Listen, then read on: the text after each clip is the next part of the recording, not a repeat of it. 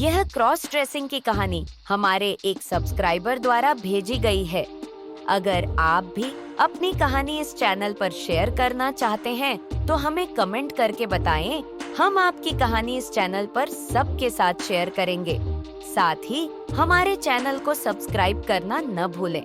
मेरा नाम संजय है और आज मैं आपको अपनी कहानी सुनाऊंगा कि कैसे मैं एक मर्द से घरेलू औरत संजना बन गया। यह कहानी 2 साल पहले की है, जब मेरी उम्र 24 साल थी। मैं दिखने में पतला दुबला और काफी गोरा था। मुझे बचपन से ही क्रॉस ड्रेसिंग का बहुत शौक था और मैंने उसको दबा के रखा था।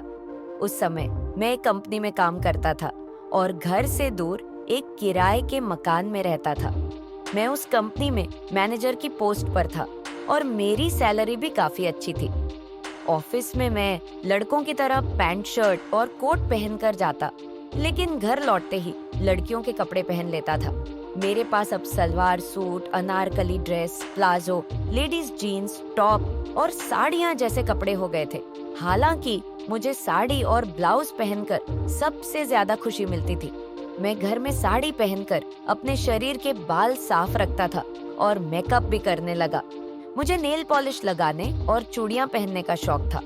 चूड़ियों की खनक मुझे एक औरत होने का एहसास दिलाती थी।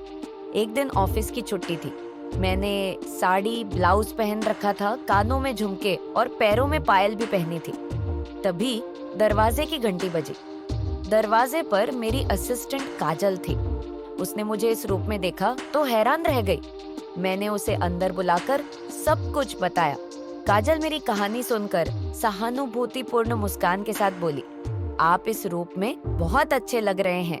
आप बस कहने के लिए मर्द हैं और आपने जिस तरह से ये साड़ी ब्लाउज पहना हुआ है और जिस तरह से आप औरतों की तरह कुल्हे मटका कर चल रहे हैं, इससे तो यही लगता है कि आपको एक औरत ही होना चाहिए था।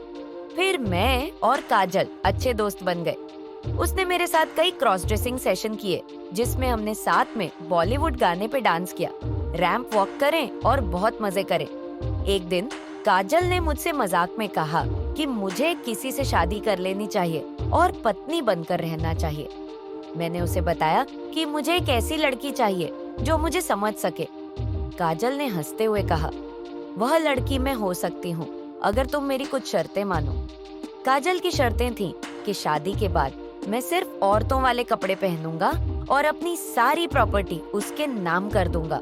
मुझे अपने कान और नाक छिदवाकर झुमके और नथ पहननी पड़ेगी।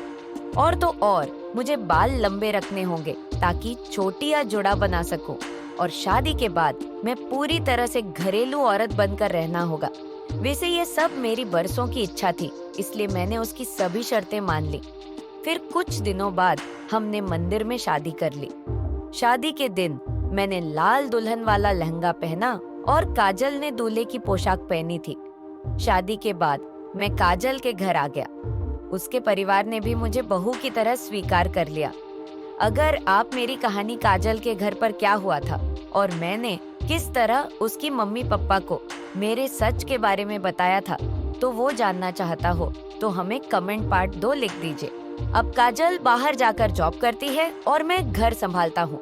अब मैं घर में ही औरतें वाले कपड़े जैसे कि साड़ी और ब्लाउज या सलवार कमीज पहन के कपड़े और बर्तन धोता हूँ, झाड़ू पोता करता हूँ और काजल के लिए खाना बनाता हूँ और टिफिन भी पैक कर देता हूँ।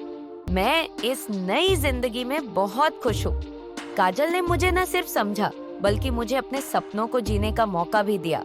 अगर आप संजय की जगह पे होते तो उस दिन क्या करते, वो हमें कमेंट करके जरूर बताएं।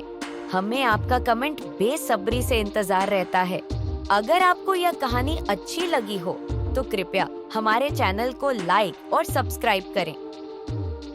वीडियो बनाने में बहुत मेहनत लगती है। हमें सपोर्ट करें ताकि हम आपके लिए और दिलचस्प कहानियां ला सकें। अपने क्रॉस ड्रेसिंग पसंद करने वाले दोस्तों के साथ भी इसे शेयर करें। धन्यवाद।